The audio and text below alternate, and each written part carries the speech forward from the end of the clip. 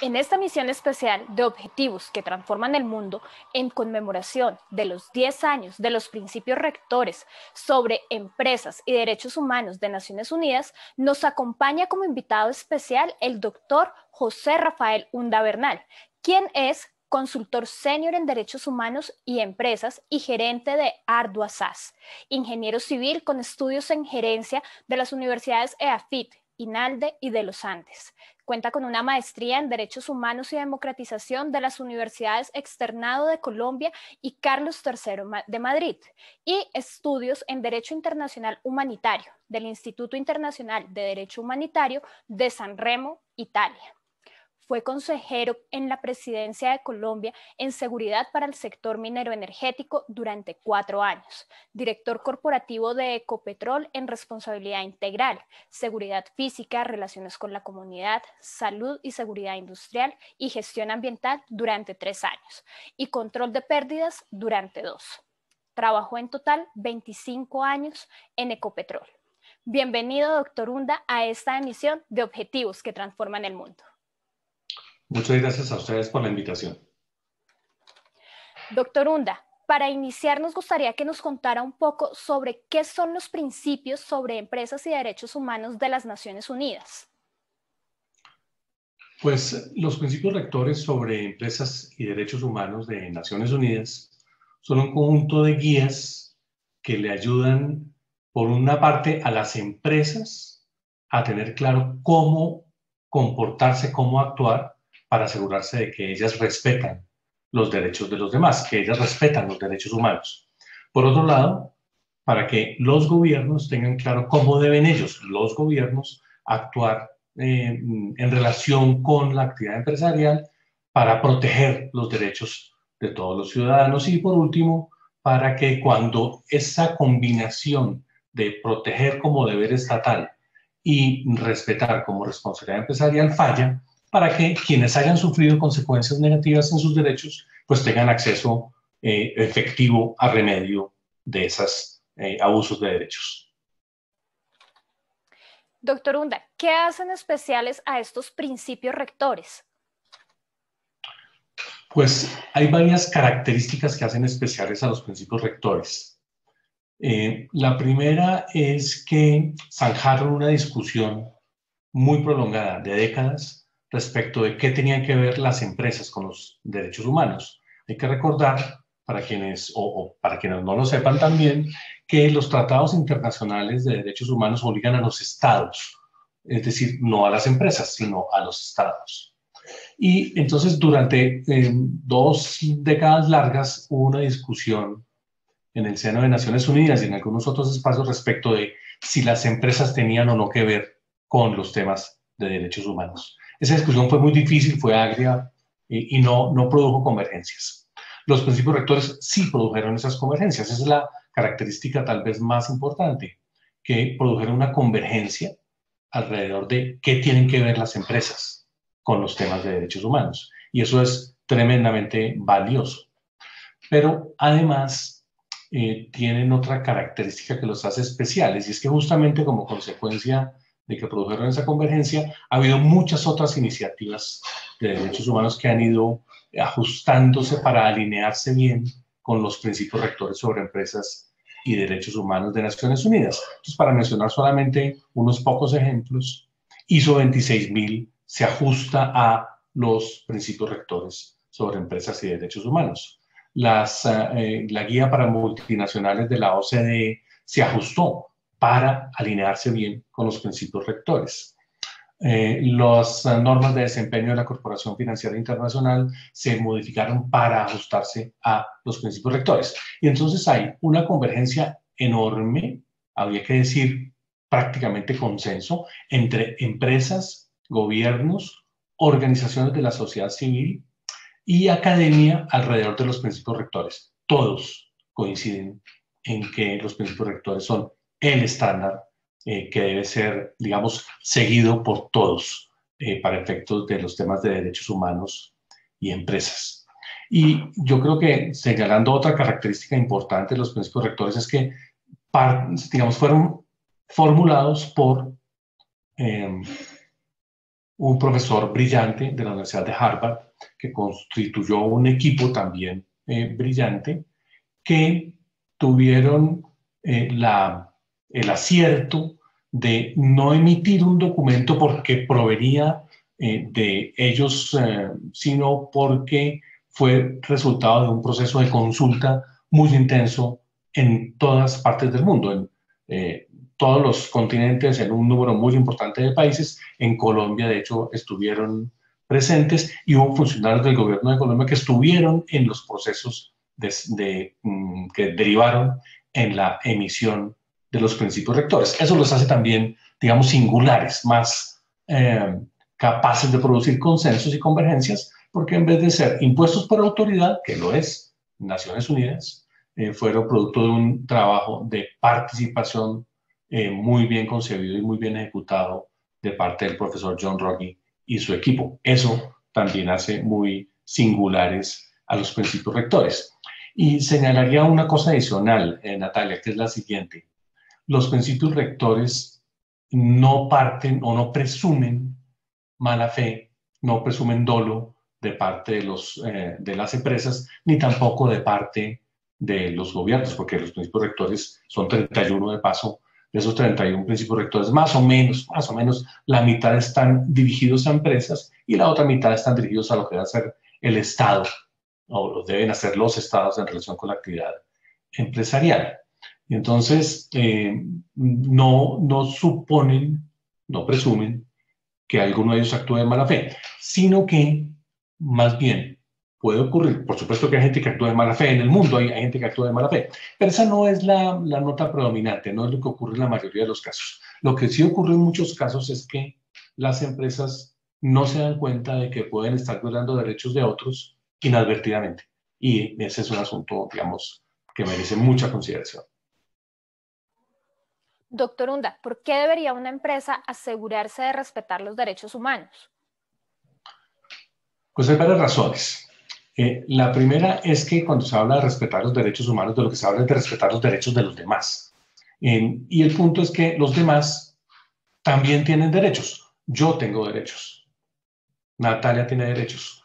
Pedro, Juan, María y José tienen derechos. Todos tenemos derechos. Cuando una empresa se ocupa de respetar los derechos humanos, de lo que se está ocupando es de asegurarse de que ella esté respetando los derechos de los demás sin menoscabo de los derechos propios. Y eso ya es razón más que suficiente, pero también por otra razón. Es que, al menos en el caso de Colombia, seguramente cosas parecidas ocurren en otros países. La Constitución dice en el artículo 95 que un deber de toda persona en Colombia es el de respetar los derechos ajenos y el de no abusar de los derechos propios. Eso traduce lo mismo que acabo de decir. Digamos, en suma, aun cuando ese artículo 95 no parece ser muy conocido, desafortunadamente, porque los derechos de los demás importan tanto como los derechos míos.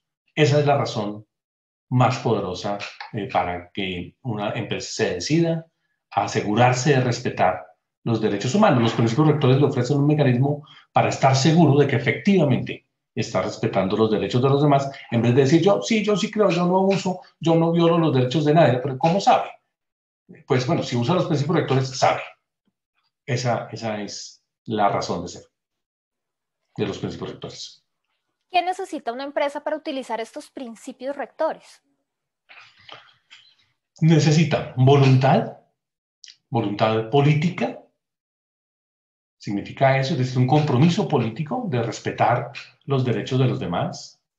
Necesita un proceso que los principios rectores llaman debida diligencia y necesita contar con un mecanismo que le permita a quienes crean violados sus derechos, a veces con razón, a veces sin razón, pero a quienes crean violados sus derechos, tener acceso a remedio, es decir, que su petición, su reclamo sea examinado para que, si efectivamente se le violaron los derechos, esa violación sea reparada, haya remedio para esa eventual violación de los derechos de esa persona o de ese grupo de personas. Y por supuesto se necesita persistir, persistir y persistir, porque estas cosas no se resuelven de manera trivial, sino que hay que trabajar bastante, hay que hacer aproximación sistemática En términos empresariales, lo que las empresas vienen llamando desde hace unos cuantos años el ciclo PHBA, de planear, hacer, verificar y ajustar para asegurarse de que lo que planean es adecuado y que lo planeado se ejecuta y se corrige y se va aprendiendo en el camino. Doctor Unda, creo que esto es algo muy importante para que podamos aclarar y las personas que no sepan podamos también unificar conceptos. ¿Qué se entiende por debida diligencia en derechos humanos? Los principios rectores sobre empresas y derechos humanos de Naciones Unidas definen la debida diligencia de una cierta manera. De paso, es importante señalar un poco anecdóticamente que el concepto de debida diligencia es tomado por John Ruggie y su equipo del mundo empresarial. Es decir, la noción de debida diligencia es común, es conocida por las empresas para todo tipo de efectos. Le pongo un ejemplo. Si una empresa va a hacer una adquisición de otra empresa, suelen surtir un proceso que ellas mismas llaman de debida diligencia. Es decir, soy cuidadoso a la hora de tomar la decisión de si hacemos o no la adquisición de una empresa. O soy cuidadoso a la hora de decidir si emprendemos un proyecto de inversión que puede significar recursos cuantiosos y oportunidades cuantiosas. Entonces, la noción general de debida diligencia es tomada por John Ruggie y su equipo del mundo empresarial. ¿Qué quiere decir específicamente en el ámbito de los derechos humanos y las empresas? Pues quiere decir que las empresas tienen que identificar qué riesgos de derechos humanos pueden correr las demás personas. Debe priorizar esos riesgos. Puede haber riesgos que sean de carácter más irreversible que otros, esos debieran ser atendidos primero, o riesgos que podrían afectar a un número muy elevado de personas y otros que podrían afectar a un número muy acotado o tal vez solamente a una persona. Por supuesto, una combinación de mayor irreversibilidad con mayor número de personas potencialmente afectadas debiera ser atendido primero que otros, y a eso es lo que se quiere decir con priorizar. Debiera elegir las medidas de manejo apropiadas, ojalá para prevenir los impactos negativos, pero a veces no todos los impactos negativos pueden ser prevenidos, entonces hay que decidir cómo atender los impactos negativos. El punto es, la tercera cosa, además de identificar los riesgos y de priorizar los riesgos, es elegir medidas de manejo apropiadas para la gestión de cada uno de esos riesgos. Debe, en cuarta medida, debe asignar la responsabilidad de la ejecución de esas medidas de manejo a personas específicas, dependencias específicas dentro de la compañía. Si hicieran falta recursos pues, presupuestales, pues también. Es decir, tiene que asignar la responsabilidad de la ejecución de las medidas de manejo con los recursos que haga falta para ejecutar de manera apropiada esas medidas de manejo. Debe hacer seguimiento y verificación de la ejecución de esas medidas de manejo y debe hacer un conjunto de consultas con las partes interesadas, según algunos los denominan, o grupos de interés o stakeholders, según la denominación que cada quien suele utilizar. Es decir, las personas potencialmente afectadas, principalísimamente, pero también otras partes interesadas debieran ser consultadas para asegurarse de que la empresa ha entendido bien los riesgos, que no se le han escapado riesgos que podrían ser de mucha importancia, o que la priorización podría ser otra, o que las medidas de manejo podrían ser otras, más efectivas, digamos, buscando mejor calidad del análisis de riesgos para aumentar la calidad de las medidas de manejo. Eso es lo que se entiende por debida diligencia. Bueno, doctor Unda, ¿y qué también lo han estado haciendo las empresas colombianas utilizando estos principios rectores? Pues esa es una pregunta muy importante y muy difícil de responder, porque, digamos, sabemos que las empresas que hacen parte de ciertas iniciativas que tienen lugar en Colombia, pues están utilizando los principios rectores. Y voy a mencionarlas con nombre propio porque lo merecen. Entonces, digamos, Pacto Global Colombia, las empresas que hacen parte del Pacto Global Colombia, seguramente todas están usando los principios rectores sobre empresas y derechos humanos de Naciones Unidas. Las empresas que hacen parte del Comité Minero Energético de Seguridad y Derechos Humanos también. Las empresas que hacen parte de Guías Colombia también debieran estar o están usando los principios rectores. Las empresas que hacen parte del grupo de trabajo de Derechos Humanos y Carbón, las que hacen parte del Grupo de Trabajo de Derechos Humanos e Hidrocarburos, las que hacen parte del Grupo de Trabajo de Derechos Humanos Oro y Cobre y las que hacen parte del Grupo de Trabajo de Derechos Humanos y Energía Eléctrica están usando los principios rectores de Naciones Unidas sobre Empresas y Derechos Humanos, con diferencias de ritmo, con diferencias de intensidad, de grado de avance, pero todas las están usando. Pero también es absolutamente seguro que hay empresas que no hacen parte de ninguna de estas iniciativas, pero que sí están usando los principios rectores. Entonces es difícil saber cuántas empresas y en qué grado están usando ellas los principios rectores de Naciones Unidas sobre Empresas y Derechos Humanos. Pero es un hecho, al mismo tiempo, que en Colombia hay, digamos, un número nutrido de iniciativas, estas que acabo de mencionar al menos, que se han ocupado de promover la implementación efectiva de los principios rectores y que eso no ocurre en muchos países. Luego ahí tenemos un número, digamos, reducido, pero emblemático de empresas hoy por hoy grandes que en Colombia vienen implementando los principios rectores. Todos quisiéramos que no fuera solamente este pequeño grupo, esta élite de empresas las que están usando los principios rectores, sino que fuera todas las empresas que hay en Colombia, porque los principios rectores son para todo tipo de empresas, con todo tipo de tamaños, con todo tipo de dueños. Puede ser una empresa de una persona, de una familia, puede cotizar en bolsa o no cotizar en bolsa, ser pública, es decir, ser estatal o ser privada, y los principios rectores le aplican, le son aplicables. Pero entonces la pregunta, siendo muy importante, es muy difícil de responder porque no tenemos estadísticas ni nosotros, ni en general. Ese es uno de los grandes problemas que, digamos, se enfrentan